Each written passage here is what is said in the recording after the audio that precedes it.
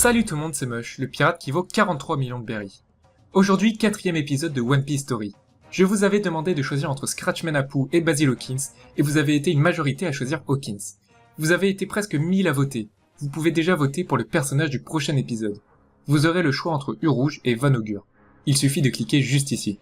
N'oubliez pas qu'en vous abonnant, vous augmentez ma prime officielle, objectif 50 millions de berries. Sans plus attendre, c'est parti pour le One Piece Story.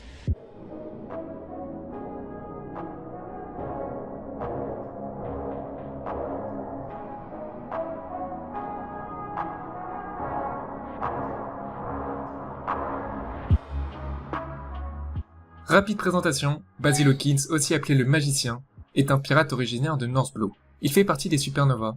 Il est plutôt grand, il a des cheveux blonds, il a des longs triangles noirs au-dessus des sourcils et une croix noire tatouée à la base de sa gorge. Dès la première apparition du personnage, il semble mystérieux et énigmatique. D'après ses paroles, il a l'air de pouvoir prédire le sort des personnes. Par exemple, les chances de mourir d'un personnage. Pour parler de sa puissance, on va parler de ce qu'il sait faire, puis de son fruit du démon.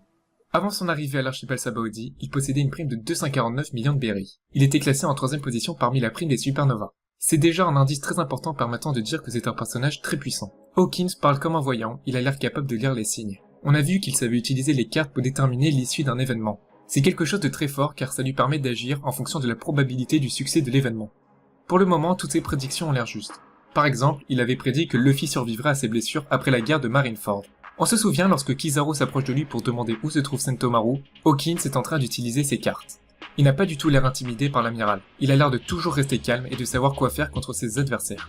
Hawkins a vraiment l'air de quelqu'un de très puissant seulement grâce à sa prestance et sa manière de parler. Cependant, s'ajoute à ça, son fruit du démon qui a l'air extrêmement fort. En effet, son fruit du démon permet de renvoyer tous les dégâts qui lui sont infligés vers une autre personne en utilisant la magie vaudou. Lorsque Hawkins reçoit une attaque, il reste indemne et grâce à ses poupées vaudou, c'est quelqu'un d'autre qui se prend les dommages. Par exemple, Kizaru lui a envoyé une attaque et son pouvoir a permis d'exploser un bâtiment. De plus, son fruit du démon lui permet de se transformer en une énorme poupée vaudou.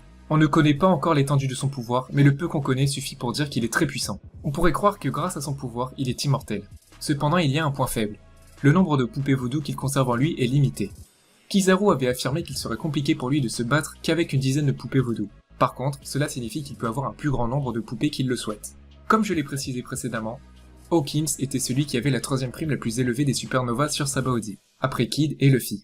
Cela veut clairement dire que c'est un personnage redoutable et sûrement dangereux.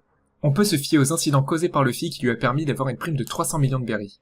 Les incidents étaient extrêmes et sur une échelle mondiale. Donc soit Hawkins a également causé des incidents graves et est donc quelqu'un de très puissant, soit il a une prime élevée car il est un criminel dangereux, un peu comme Eustace Kid, ce qui montre également qu'il est très puissant. Il a fait une alliance avec Kid et Apoo, avec comme objectif de faire tomber un Yonkou qui n'est autre que Shanks. Cela n'est pas laissé au hasard par Oda, cela voudra évidemment dire qu'ils auront tous un rôle à jouer et qu'ils ne sont pas des petits pirates. Ce sont des pirates puissants et redoutables. On passe désormais à quelques faits divers à propos de Hawkins. Le nom Hawkins proviendrait d'un pirate qui a réellement existé. En effet, il s'agirait de John Hawkins. L'anniversaire de Hawkins a lieu le 9 septembre. Au Japon, ce jour est appelé le jour de la bonne aventure. C'est une référence à ses pouvoirs de voyance. Oda a affirmé dans les SBS du tome 82 que les passe-temps favoris de Hawkins étaient le design intérieur et de prendre des bains. On passe désormais à sa prime, je ne vais pas m'attarder là-dessus car on la connaît déjà. Sa prime actuelle est de 320 millions de berries, ce qui veut dire qu'il a presque gagné 100 millions durant l'ellipse. Je pense que son augmentation est constante, il continue d'être un pirate dangereux. Il se pourrait que sa prime ait augmenté d'un coup si le gouvernement mondial est au courant de l'alliance entre Kid, Apoo et lui-même. D'ailleurs, peut-être que sa prime évolue encore et qu'à Wano Kuni et même plus tard, on apprendra encore une nouvelle évolution de sa prime. On passe désormais à la théorie. Et pour la théorie, elle sera liée à son fruit du démon.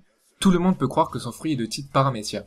Cependant, je pense qu'il a un des fruits du démon de type Zoan mythique. Je m'explique. Dans la mythologie, l'épouvantail représente le dieu de la connaissance et de l'agriculture. Ce dieu est référencé comme un dieu aux connaissances infinies et une sagesse incomparable.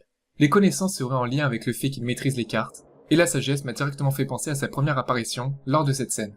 Cette déité, représentée par un épouvantail, provient d'un enregistrement des anciens écrits qui a été traduit par un professeur appelé Basil Hall Chamberlain. Et ce serait pour cela que le prénom de Hawkins est Basil. Je résume. Hawkins serait un Zoan mythique qui est capable de créer et de contrôler des créatures inférieures telles que des petits épouvantails. Et c'est clairement ce qui se rapproche le plus des aptitudes assez mystérieuses de Hawkins. De plus, Oda adore utiliser des mythologies pour les symboliser à travers des personnages de son œuvre. Voilà pour ce One Piece Story, si ça vous a plu, n'oubliez pas le pouce bleu, abonnez-vous pour augmenter ma prime officielle qui est de 43 millions de berries. On se retrouve pour une prochaine vidéo, ciao tout le monde.